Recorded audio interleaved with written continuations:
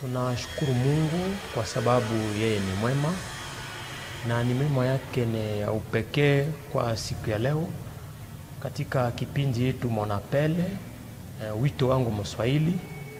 Na leo tunakuwa na apotre Baliwa, yeye askofu. Mungu anamtumia kwa neema ya kipekee kwa sababu kila mtumishi wa Mungu ana neema yake kwa kipekee. Jambo baba apotre. Jambo sana mpasha habari. Asante.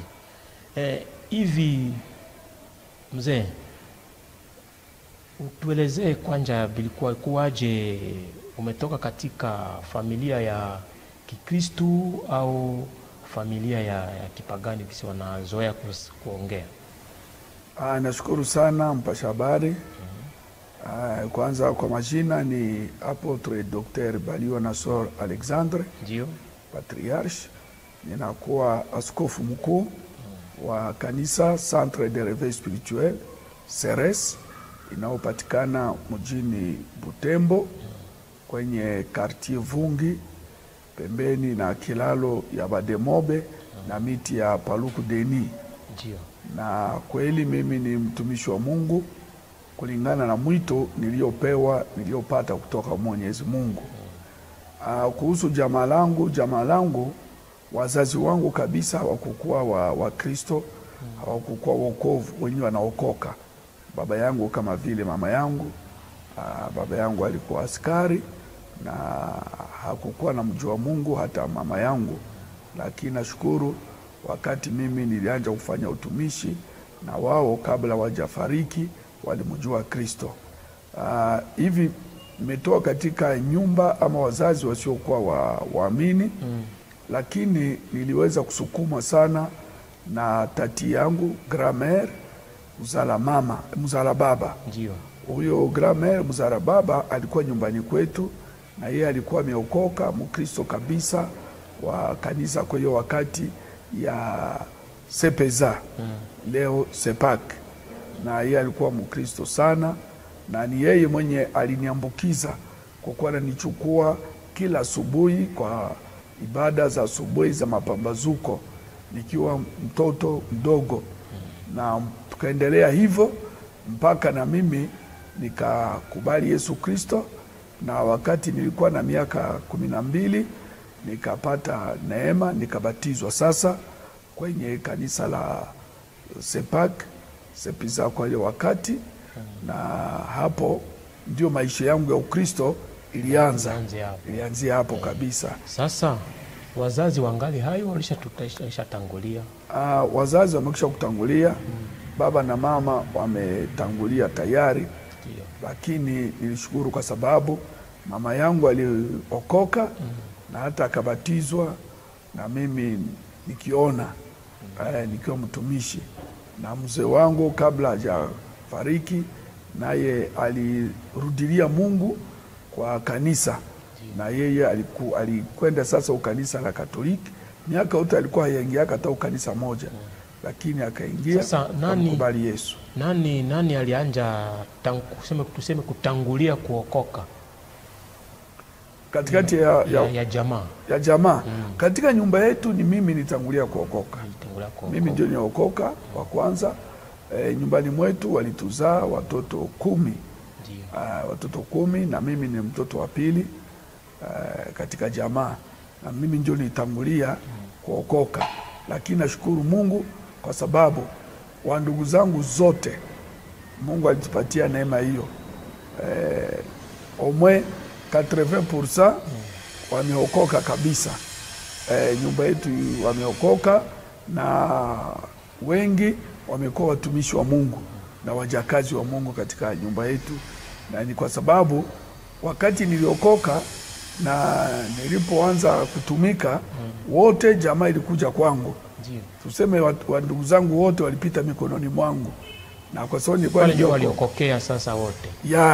Pale ndio waliokokea na wakaenda mfuata Mungu, na wengi katikati yao ni watumishi na wajakazi.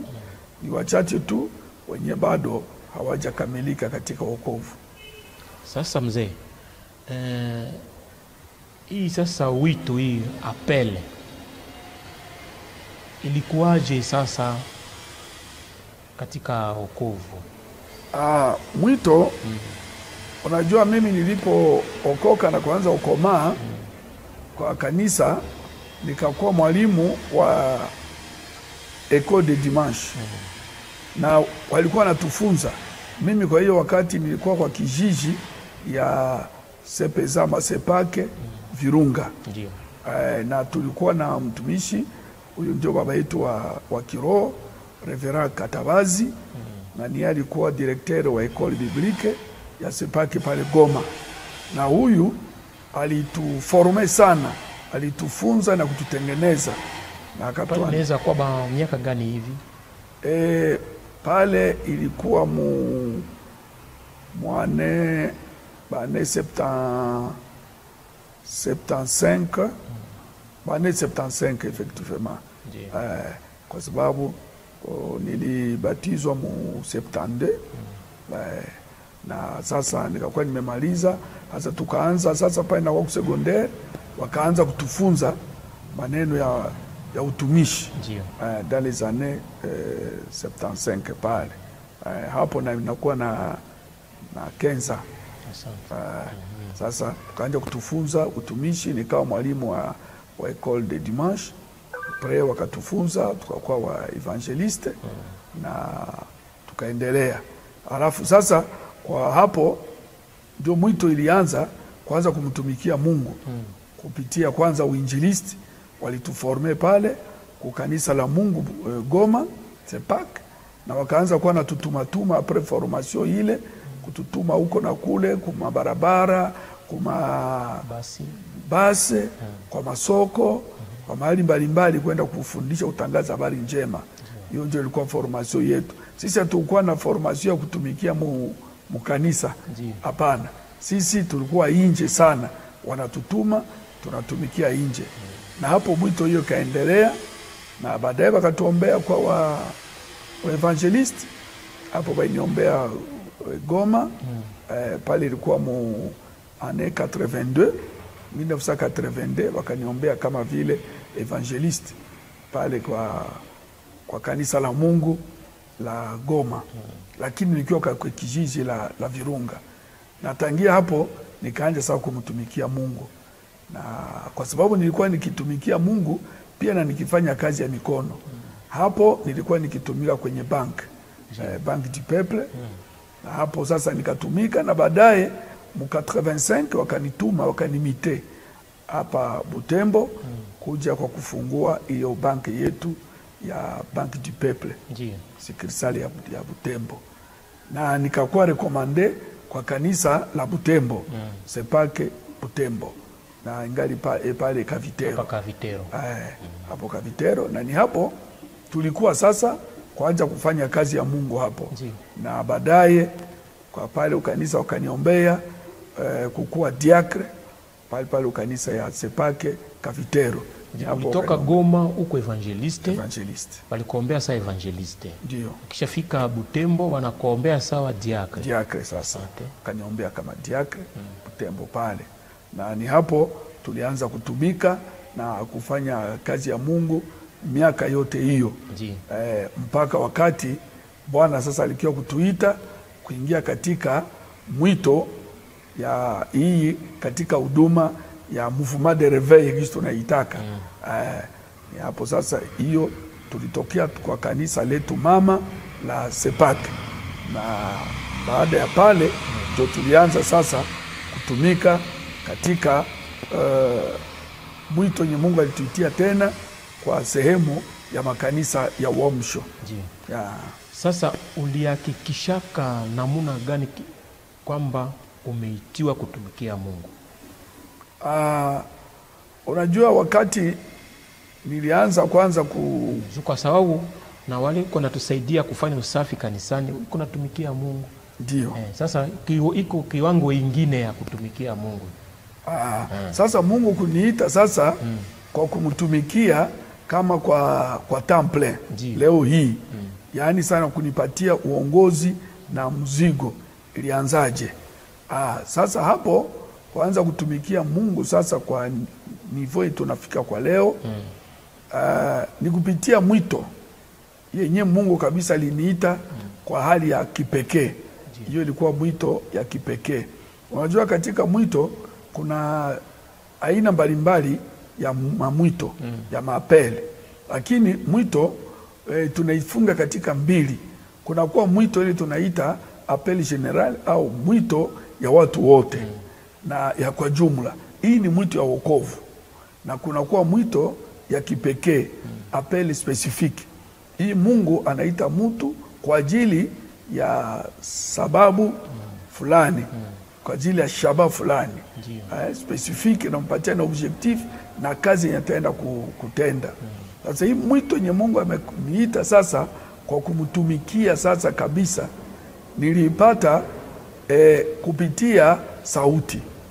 Kwa soma mwito tunaipata kwa njia mbalimbali. Lakini yangu nilipitia kwa sauti, ilikuwa une voix audible.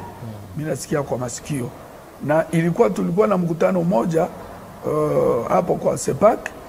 Kuna watumishi wa Mungu walitoka Uganda, Bishop Nassan Ibrahim alikuja na timu kubwa na wahubiri wazungu wakakuja hapa mjini. Wakafanya crusade na seminaire. Na tulikuwa tunaifanyia pale kwenye kanisa letu la Sepak. Na ni hapo tulipokuwa, mimi ndio nilikuwa nikiongoza hiyo mkutano ya seminaire. Sasa kwa siku ya mwisho wa seminaire, kwa siku ya vendredi, ndipo hapo wakasema tutolee watumishi wa Mungu wa mjini Butembo wa pastors, tuwabariki. Huyo mgeni ndio alisema tutoe, lakini watu watoe sadaka nzuri. Na hiyo siku watu walileta vitu, walileta pesa, mambo ilikuwa mzuri sana. Na mimi nilikuwa mwongozi, nikasema na mimi nitatoa. Kwa mfuko nilikuwa na $1. Nikasema $1 ile wakati ile. Kwa hiyo wakati nikaona iko kidogo. Haitatosha. Inabidi nitoe inyeko zaidi kuliko $1. Sasa na ni hapo sasa nasikia sauti. Mimi nakamata karatasi ili niandike $5. Alafu nitakuja kuleta pesa baadaye nichukue karatasi. Nilipokamata karatasi pale, tuko kwa miaka gani mzee? Pale sasa juu inaomba inasaidia watazamaji wakati uko nasikia $1 wasilinganishe na kwa siku ya leo. Juu siku ya leo $1 haina tena faida. Ndio. Ile wakati yenu $1 na $5 ilikuwa kabisa pesa ambayo ina faida sana. Hiyo wakati ilikuwa mu ane 97 tunaingia mu 98. Ndio ilikuwa ile valeur ya $1. Sasa nikaona kama haina nini, nikasema nitoe $5. Pale tungena tumikisha mazaire. Pale tuko mazaire. Pale tuko mazaire kabisa. Hatukuwa mufra. Alafu nikasema mimi nitatoa $5. Ndio. Ndipo nikaandika karatasi. Nilipokamata karatasi niandike, sauti nikasikia masikio yangu hii. Nasema unitolee kazi yako. Nitolee kazi yako. Nitolee kazi yako. Sasa mimi nikitafuta kuandika $5, ile sauti inakuja. Alafu mimi nikaona hii ni sauti kama ya mapepo, ni jaribu hii. Sasa mimi nitatoa kazi yangu namna gani? Hapa wako nalomba pesa na vitu. Sasa nitatoa kazi, nitachukua banki nilete hapa. Sasa mimi sijui. Baadaye nikakemea, nasema shindwa kwa jina la Yesu. Hii ni pepo hii. Nikaandika $5 yangu. Nikasinye tia na jina, nikasimama. Niliposimama sauti inaendelea. Nitolee kazi yako. Nikaenda kutoa pesa. Sauti inaendelea. Nitolee kazi yako. Nikarudi kuikaa. Ile sauti ikaendelea. Mpaka tumemaliza ibada na mimi uongozi, sauti ile inaendelea kunishikilia. Tukamaliza ibada, tukarudi nyumbani. Na mimi nikafika nyumbani, nikauliza mke wangu, je, wakati walisema tutoe, ulitoa? Akasema ndio nilitoa. Akasema, akaniuliza na wewe ulitoa? Nasema mimi nilitoa. Sikuwa na pesa, lakini andika karatasi, sheki, nitaenda gomboa. Ila jambo moja niko nayo hapa. Tangu nisoenda kutoa, sauti iko kumia hapa. Nimtolee kazi yangu. nitolee kazi yangu. Na hivi tuko tunazungumza hapa, ile sauti ndani inanifikia kwa masikio. Nasema nitolee kazi yangu, nitolee kazi yako. Mke wangu naye akaona kama saa nyingine ni roho chafu, pengine ni mapepo, shetani ule. Tukaomba kukemea ile sauti. Basi tukalala. Lakini tulipoamuka hiyo sauti tena inaendelea. Nikamwambia mbona ile sauti inakuwa juu sana? Alafu akaniambia sasa wewe wende kwa wale wahubiri wageni walikuja, wende wakuombee ile sauti izimike. Basi walikuwa wanapanga kwa hoteli Auberge. Ndio walikuwa wanapanga. Hivi tukaenda kwa hoteli, nikalamukia kule kwa hoteli Auberge. Nikafika hapo, nikakutana na huyo Bishop Nathan aliyekuja mhubiri. Sasa nikamwelezea kwenye chumba yake. Na kila mara nafika kwa hoteli Auberge, ninaona hiyo chumba, nasema hapa ndio mambo yangu ilitokea kwa chumba hii. Nikafika hapo, nikamwelezea, kisha akasema ngojea. Akaenda kuita wale wahubiri wazungu na wengine weusi wawili, wakakuja wakaingia ndani ya chumba, akawaelezea kwa Kiingereza, mimi nilikuwa sijajua Kiingereza mzuri. Basi kisha nikasikia wanasema piga magoti, waniombee. Mimi nilijua wananiombea kufukuza pepo ya hiyo sauti isirudi tena. Lakini nikaanza sikia ndani kama wako naomba, Mungu asante kwa kumuita huyu kwa kazi yako, umpatie roho ya kukubali na kuitika mwito yako. Wakasema sasa mimi nafunga sikia mbona wako naomba namna nyingine. Hawaombe gisi mimi nitamani. Kufukuza mapepo ambayo yanasumbua. Basi walipomaliza kuomba, kisha sasa njoo ananielezea. Wanasema ndugu, hiyo sauti ni Mungu anakuita. Hivi anasema umpe kazi yake, ni kusema anakuita kwa kazi yake, uache kazi yako na uanze kumtumikia kwa full time Mungu. Mimi nikasema mimi niache kazi yangu ya bank kwenda kutumika. Basi wakaomba nikakubali, lakini na mashaka yanasema hii ni mtihani mkubwa. Basi wao wakaenda na mimi nikabaki. Lakini tangia hapo nikaendelea kutumika kazi, lakini niko na mashaka. Sasa hii mimi nitaacha kazi yangu namna gani? Lakini baadaye sasa Mungu akakuja kukamilisha sasa. Hapo siku moja niko nyumbani asubuhi, najiandaa kwenda kazini, nikaona mgeni mmoja anakuja. Huyu mgeni alikuwa amefanya siku 2 mjini Butembo. Iko na nitafuta. Ametoka Bunia, lakini Mungu alimuonesha sura ya mtu. Hakumpa jina na kumpa maneno mengine. Alimuona tu sura na akamwambia wende mjini Butembo, tafuta huyu mtu, umwambie Mungu amemuita kwa kazi yake. Mimi Mungu namuita kwa kazi yangu, aache kazi yake ya mikono, muda ya kutumikia bank ama kazi ya mikono yake imeisha. Akuje kunitumikia. Kwa sababu iko nafanya mashaka na kataa, lakini mimi Mungu nimemuita sasa. Ndio huyo mtu akakuja. Alifika Butembo akazunguka kwa kanisa yote, Sebeka, Sepake, kutafuta mtu. Sasa walikuwa wanamfanya, wanamuonesha watumishi, anaangalia, sema haiko yeye. Nao wanamtuma fasi nyingine. Komisho wa Sepake wakamtuma kwa mzee Bishop Kirindera Jean Pierre Pea Soname aliyetangulia ndio kurashete, nao wakamtuma pale. Na alifika kaangalia, akaita watumishi wake, akasema hapana. Hasa alipoeleza akasema sasa ni nani? Mshowe asubuhi ule akalala hapo kurashete. Asubuhi akampatia kijana mmoja amulete nyumbani, asema mbebe kule kwa mzee Baliwa na yeye aangalie kama inaweza kuwa yeye. Ule akamleta nyumbani, na kweli niko najiandaa kutoka kwenda kazini. Basi anaingia. Alipoingia nyumbani mwangu kuniona tu akasema ndio huyu mwenye Mungu alinionyesha. Basi ule kiana karudia, sasa ananiambia wewe haunijui na mimi sikujua, lakini Mungu anakujua. Alinionyesha wewe kutoka Bunia na anakuja na ujumbe yako.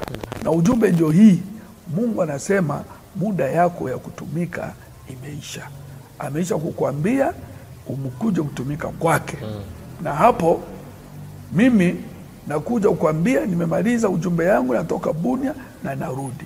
Mimi nikambembeleza nasema suikale kukiti. Akakataa kuikaa. Namwambia basi tumia chai, anakataa. Na mke wangu iko hapo. Nikamwambia mke wangu, uende angalie kitu kidogo, pesa kidogo tumpatie mtu wa Mungu hivi anaenda. Hakukaa nyumba, alikuwa anasimama tu. Alileta ile ujumbe na anasimama tu. Anasimama. Hakukaa. Sasa mimi nasema basi sasa utaenda namna gani? Anasema hapana, nimemaliza ujumbe wangu, nimekwambia ukikataa kusikia ujumbe hii basi utakuwa na shida na Mungu na usiseme tena mambo ya Mungu, lakini Mungu anakuarifu.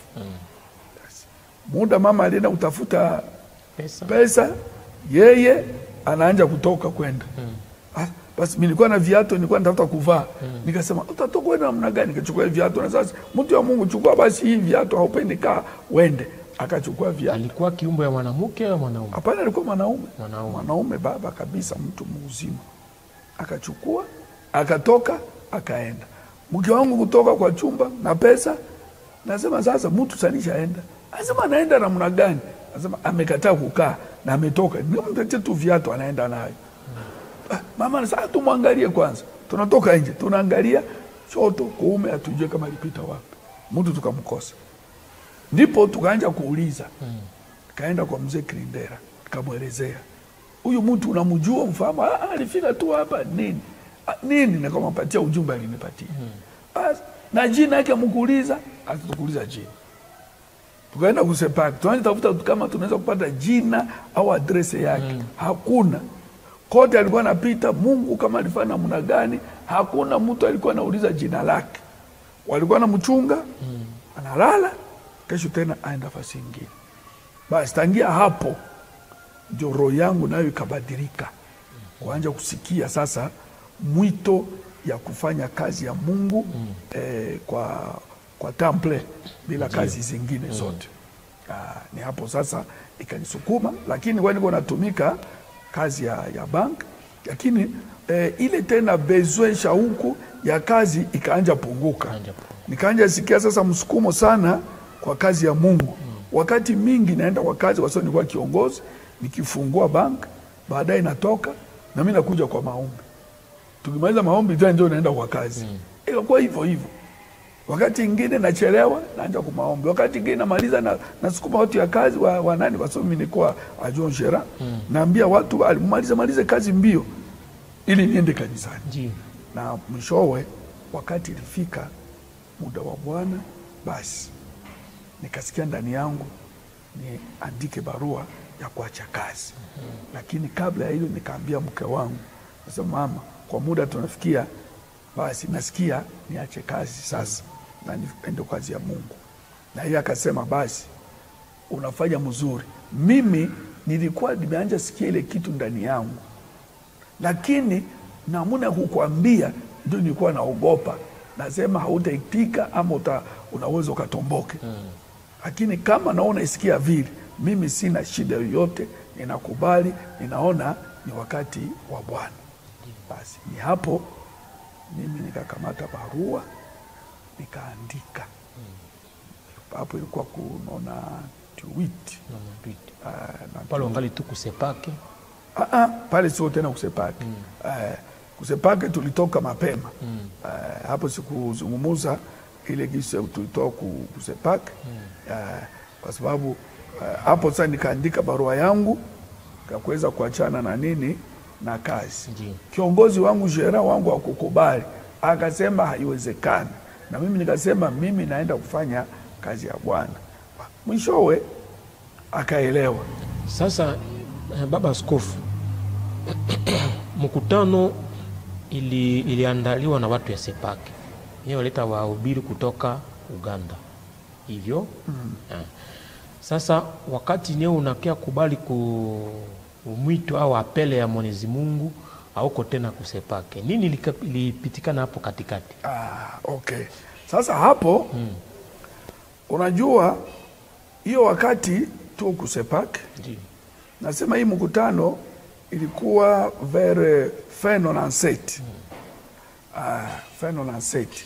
Lakini wakati tulikuwa kusepake mu ane 88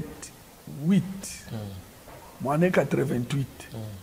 Kukakuwa mkutano hapa Butembo iliyoandaliwa na kanisa la 45e CPS kwa hiyo wakati.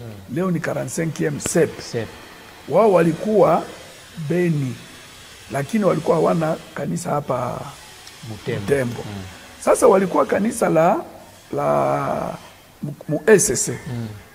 Wakakuja kuzungumza na SSC Butembo ili wafanye mkutano hapa.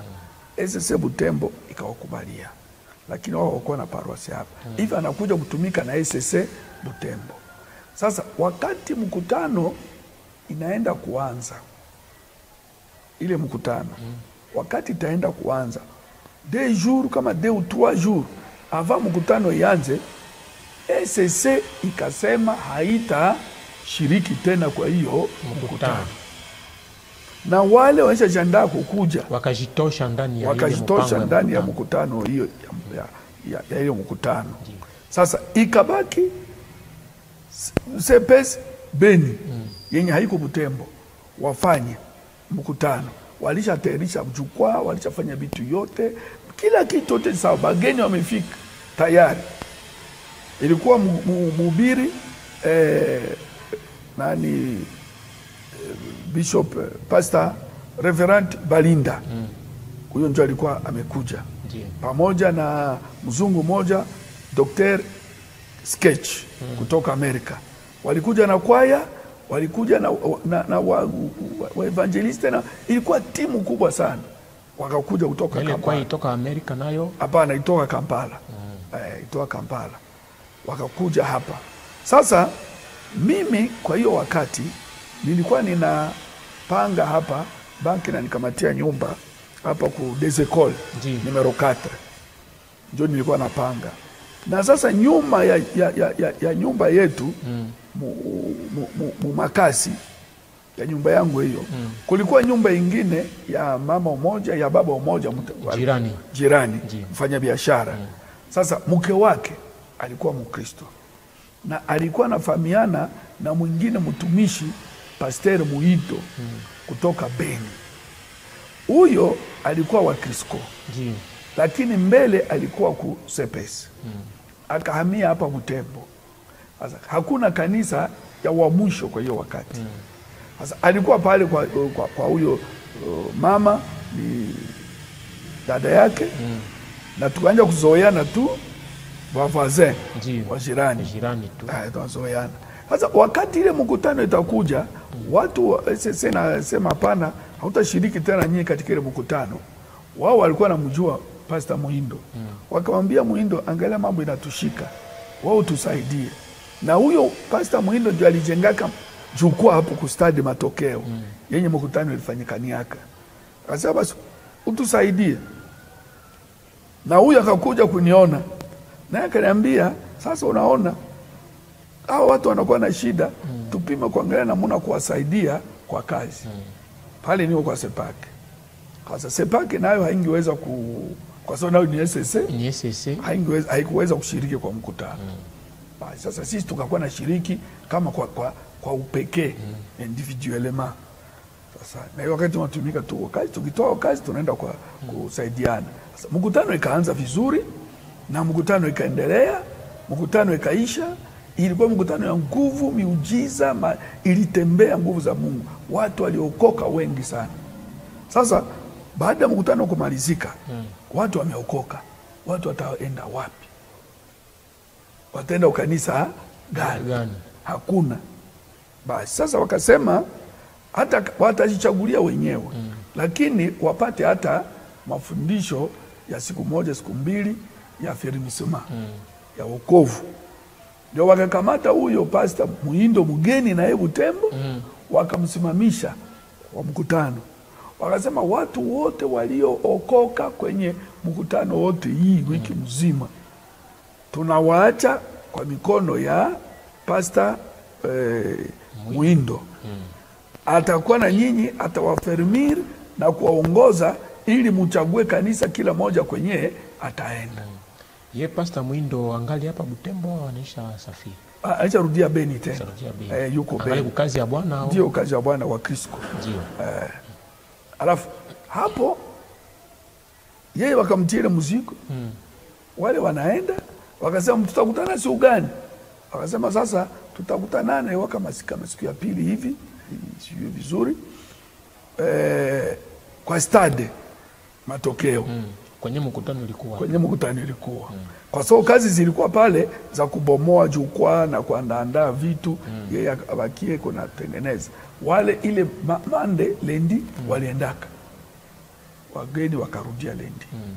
Sasa ile mardi watu wakakuja kwa stade na sisi tukakuja pale après midi.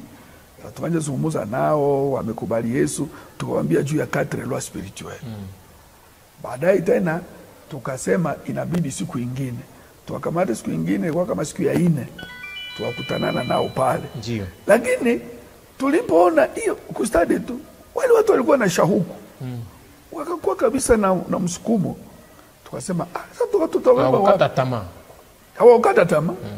Sasa Muhindo, mimi na Muhindo na mwingine mtumishi wa Mungu Reverend Atambana personame na ametangulia, ndio tukaanza kuwa na afirmire wale watu kwa ile siku 2.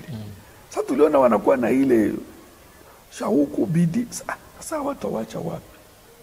Sasa mwisho tukaenda kuomba nafasi kwa mzee Kiwede pale ku Sine. Alikuwa na Sine kwa ile wakati. Ndio kunaita Sine Peruzi. Sine Peruzi kabisa. Sasa hapo tukaenda muomba tupatie nafasi ya kuwa na tutashiriki na watu wapatia tu afirmissement, baadaye wataenda kwa makanisa yao. Basi kwa sababu alikuwa klia wetu na tulikuwa tunazoeana naye sana, akasema hakuna shida, mnaweza kuwa nakusanyika hapo. Basi kwa sababu ilikuwa dimanche après midi wana Sine. Akasema hata dimanche après midi tuna kazi, mnaweza kukua na kuja. Hapo ndio dimanche tukaanza kuwaleta za dimanche mkwe na kuya kusine après midi. Ni hapo tulianza na tukaendelea. Baada ya hao watu wengine wakaanza kuja, tukapata watumishi wa Mungu wakina Apotre Kado akatukutanana hapo na yeye mwimbaji kutoka Sepeka alikuja tu kuangalia, akaomba nyimbo, tukampa nyimbo, akaimba. Tukamwambia sio kwenda kuja kutusaidia kwa nyimbo. Ni hapo tuliendelea, na baadaye muda ilipoendelea tu tunachunga wale watu na kuendelea nao, basi tukazungumza na wazee wetu Sepaka. Sasa watu wafanyaje? Nao hawezi kuwachukua kwa sababu ni wa SSC. Walikuwa tuambia nyinyi muendelee tu kusaidiana na wale, kuwahimiza. Basi tulipoendelea na tukakuwa pale kwa Sine karibu mwaka mzima. Baadaye mzee Kiwede akasema basi chumba zangu ninaanza kwenda kuzifanya mali walete wakilia waingie ndani wa commerçant. Basi ni hapo sasa tuliweza kuachana na Sepak. Tukasema sasa sisi tunaendelea kuchunga hao watu wao. Kwa sababu na watu wengine waliongezeka. Na kwa sababu sasa tunaingia mu system ya uamsho ya vitu ya kiroho. Sasa hakuna mtu atakubaliana na hii hali yetu hii ya kiroho. Wakasema basi nyinyi muendelee, tukakuwa tu tunashirikiana na ile kanisa ya Sepake. Ile wakati ya mkukua sana na mzozo wewe walikubali tu kinao uendeleshe na wale watu. Hakuna mzozo yenye tulikuwa nayo. Wazee wetu walitukubali tuendelee. Na hata tulikuwa tunakuwa huko na tuko huko tu. Kwa sababu yetu tulikuwa nakuwa après midi. Lakini avant midi tunaenda. Na wakati tulisema sasa tunaona hao watu kundi na kwa sawa inaongezeka. Kwa sababu tulitoka hapo kwa Sine wakati tulimalizana na mzee Kiwede, tukaenda kwa nyumba, tukaanza shirikia hapa Kamsonge. Chini ya nani ya hospitali ya Mama Musai. Kunyumba pale njo Reverend Belere hapa hivi. Chini ya Belere. Hapa tu hapa. Kamsonge hapa. Karibu tu na Mama Musai hapa. Njo alikuwa anapanga hapo. Sasa tukaanza kuwa nakusanyikia kwa nyumba yake na wale watu. Baadaye tukatoka pale mtumishi mwingine, mzee mwingine Palia. Komersa Palia. wa MGL. Akatupatia chumba moja pale MGL, tukawa tunaingia pale, ilikuwa ya kwake na yeye. Tukatoka hapo tukaanza ingia pale. Hapo ndio sasa mambo ilianza kamata sura. Ikaanza kamata sura, na ni pale sasa tukasema sasa na wazee sisi tunabakia kufatana na hao watu. Wakatukubalia, nasema ni kazi ya Mungu, hakuna maneno tena, ni mambo ya kiroho na hakuna kazi nyingine, mwewe muendelee nao. Hakukuwa shida yoyote, wazee wetu walitukubali mpaka sasa tunaendelea kufanya. Walitusukuma tuendelee kufanya, hakukuwa mzozo, hakukuwa vita, hakukuwa matatizo. Sisi kabisa tulipata mkono yao ya nani. Hata siku walituombea, walikuja wazee wetu walikuja kutoa Sepaka, wakatuma na kwaya, siku walituombea hapa c'était ano na set, wakuja kutuombea na kazi ilipita mzuri, walikuwa pamoja na sisi. Ni hapo tuliweza kuachana na Sepaka. Sasa wakati ile mkutano ilikuja, ni sisi kutokusema mimi nilipatana na wale watumishi ya Uganda. Alafu waliposema watakuja, mimi ile wakati hatuna kanisa ingeweza kupokea ile mkutano. Ndio tukaenda kuzungumza na wazee wetu, Reverend Dio Lubula, tukamwelezea maono, wageni wanaweza kuja hivi, wawe kuja kutumika. Akasema hapana, ni kazi ya Mungu, basi muwalete. Kawapokea. Mkutano ukakuwa chini ya uongozi ya nani ya Sepaka, na sisi sote ile movement yetu de Reveil tulikuwa sasa tukienda sasa kushiriki pale. Ni hapo tulitoka ama tuliachana na wandugu Sepaka kukuja sasa kufanya movement de Reveil, na ilikuwa kupitia ile mkutano yenye ilifanyika nayo kustadi. Sasa kwenda kumalizia mzee, apele yote inawaka na maelekezo. Gisi niko mtoto wako kinituma niende mcentre ville, niende nikuuzie kitu nikuye nazo. Sasa wakati ni ulipata ile mwito sasa wa apele, Mungu alikutuma uende fanye nini? Okay. Mimi kwa mwito nitaisemea kwa hii. Kwa so hii sasa ndio mzigo Mungu amenipa ya kanisa hii ya CRS. Mungu alinipa kwanza ujumbe ya uamsho. Na ni katika kitabu ya Roma 13. Ni hapo, na ni hapo kwenye Mungu alinipatia ujumbe. Kwa sababu ujumbe yote ama maono yote ama tuseme maono, kwa sababu nilikuwa nimeitwa, lakini maono haya yenye nilipata sasa Mungu ameita, kwa sababu anaweza kuita. Nilisema kuna kwa apele specific. Specific manake ya kipekee katika mwito yote hii. Kila mtu gisi ulisema ana neema yake na ana mwito wake. Vision yenye Mungu alimuita specific, apele yako ilikuwa gani kabisa kabisa. Mimi Mungu aliponipatia maoni haya, mahali tulikuwa wengi pamoja katika movement de Reveil. Sasa ni hapo Mungu alitutia fasi pamoja, na ilikuwa sawa fasi ya kututengeneza. Na pale tulikuwa kwanza tulianza movement de Reveil sie wote, na watu wakaanza sasa Mungu akaanza kuleta watu moja kwa moja kumtoa na kumpa maono fulani. Wa kwanza mwenye alipewa maono ya kwanza kutoka kwenye tuko ilikuwa Bishop Kirindera Peasonam. Na hii fungula kanisa ya Rashete. Ndio. Yetu haikuwa division. Ba division tumeziona nyuma. Lakini sasa tulikuwa pamoja, ilikuwa huyu anapata kama wewe unapata maono. Mungu anakupatia, anakuonesha, unakuja unatuambia katikati yetu, basi tunakubaliana, tunaomba na tunaenda kusupport. Wapo tenda anaanza, yakaanza tukamsupport. Wengine alikuwa ni Apotre Paluku. Iko CCV huku Rwanda. Na akafika akasema na mimi napata maoni haya. Hoyo tukamsupport. Tukaenda. Sema ngeto wakati pale kuno ayo. Après Apotre Kadona akakuja. alikuwa ameenda Kampala kujifunza muziki, akarudi akasema Mungu ananipatia maono. Sawa, naye akaanza kijeki hapo, akaenda pale. Si wote tunaenda tunafatana. Na sisi pia Mungu naye akatupatia sasa kwetu.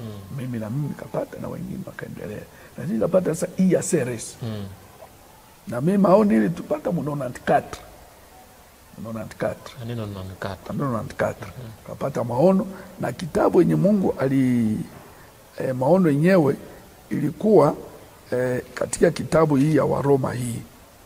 Na hapo ndio nikaona kumbe Mungu ametupatia maono hii fulani. Na njoo hiyo tunasimamia ile kama vile unasema. Ni katika Waroma 13 mstari wa 11 mpaka ule wa 14. Na hapo inatuambia namna gani imefika wakati wa uamsho. Sasa maono yetu, vision yetu ni ile tunaita kusisite, kuchipukiza uamsho wa kiroho kwa watu. Hiyo ndio msingi na maono tunakuwa nayo. Maana tuamshe watu kiroho. Na kuamsha watu kiroho ina sehemu mbili. Kuna kuamsha watu kiroho wenye hawajaokoka, ni kuwaleta kwa Yesu. Hiyo ndio tunafanya. Kwa wapagano tunawaleta kwa Yesu. Tunawaamsha kiroho wamurudilie Mungu wao muumbaji wao. Na ya pili, sehemu ya pili ni wale kuamsha kiroho wale wenyewe wamechoka kiroho.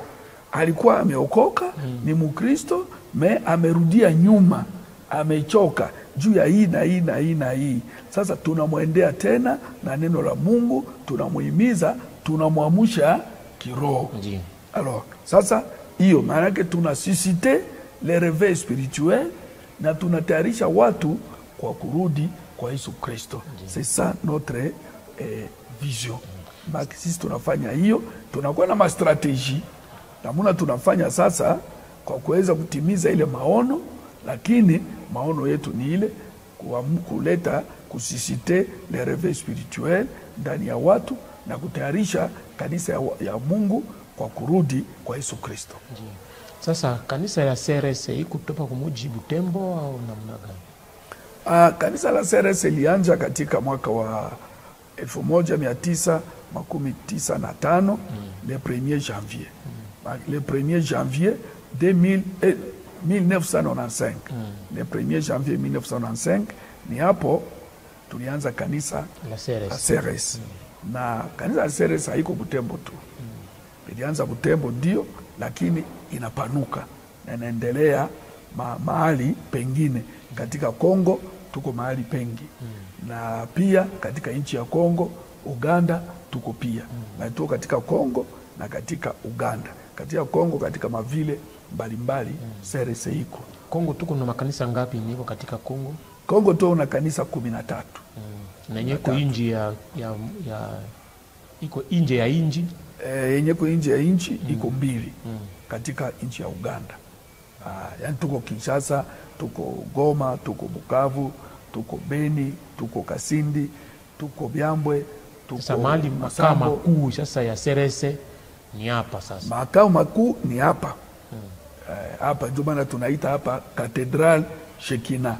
Kwa sababu askofu iko hapa. Unao watu wanasema nyinyi mnasema mko Cathedral, maana mko Katoliki.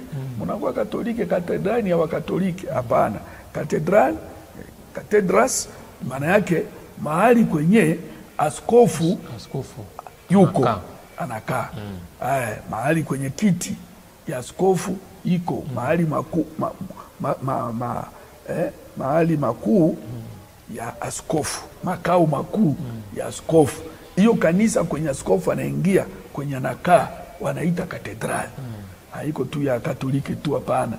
Unaona Anglika wanasema Cathedral, na wengine hata wa Protestant unaona Cathedral de Cinquantenaire ya Kinshasa ya SSC iko.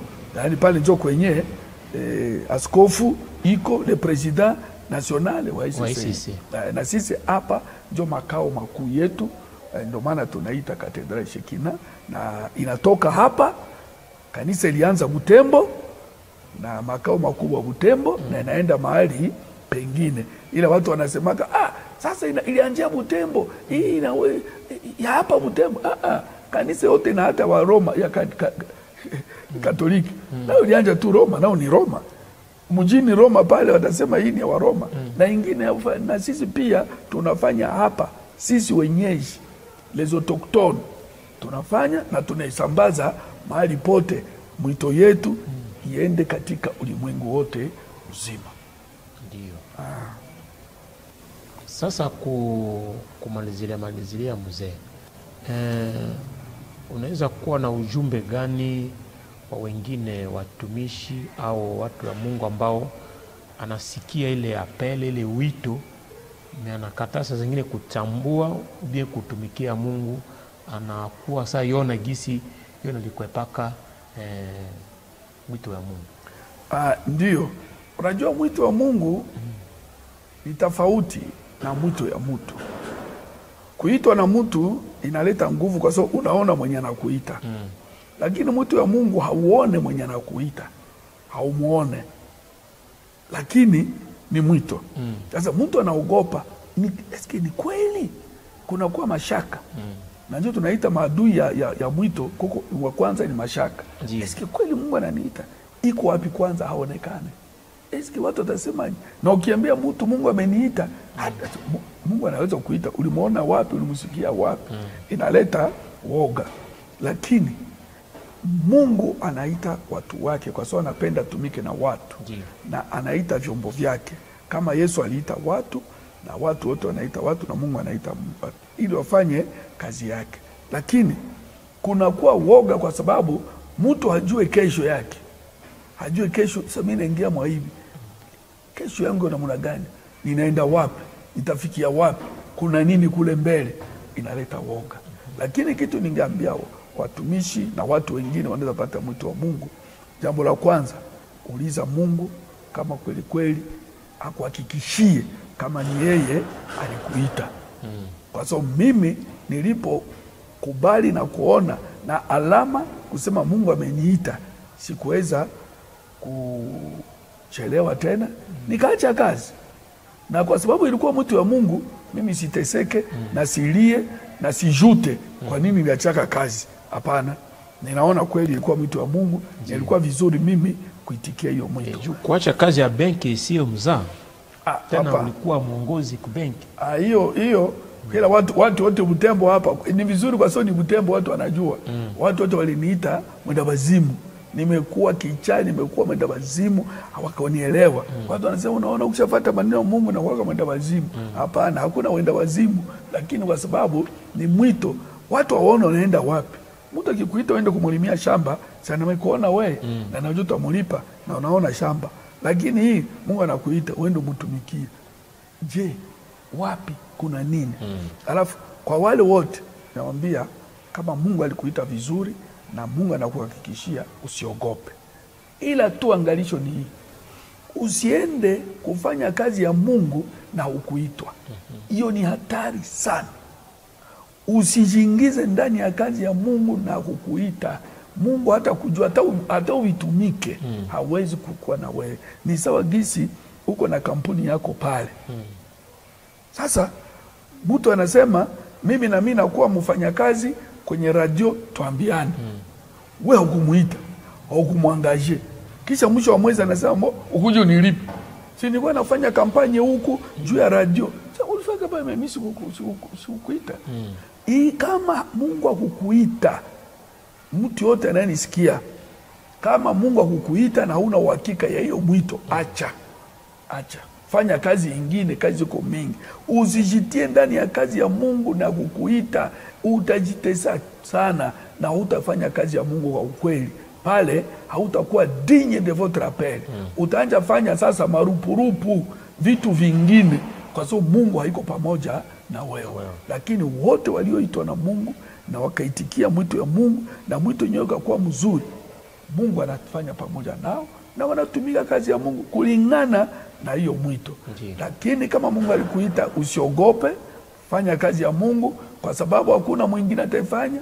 Kama vile unasema Yona alikimbia, lakini Mungu hakumwacha, alimfuata. mpaka alifanya ile kazi. Hivi hakuna namna ya kukwepa mwito wa Mungu. Kama ni ya kweli utaifanya tu na usiogope. Asante. Neno la mwisho mzee juu ya kumalizia sasa. Neno la mwisho ningipana maverse fulani watu wanaweza kujisomea, sitajisoma kulingana na mwito gisi Mungu anaita watu na ni tangu zamani. Mathayo sura 11 mstari wa 28. Mathayo 11 mstari wa 28 utaona gisi mwito ya watu wote. Tunakuwa na Mathayo 4 mstari wa 19 mpaka 22. Matthieu 4:19 à 22. Hii utaenda kuona Yesu kunaita kwa mitume. Tunakuwa na Isaya 43 mstari wa kwanza. Isaya 43 mstari wa kwanza kunasema ni mtume nani anaita watu wote kwa ajili ya nini? Ya wokovu. Kuna vile mwito ya Abrahamu. Mungu naye akaita Abrahamu naye akujua kama anaenda wapi.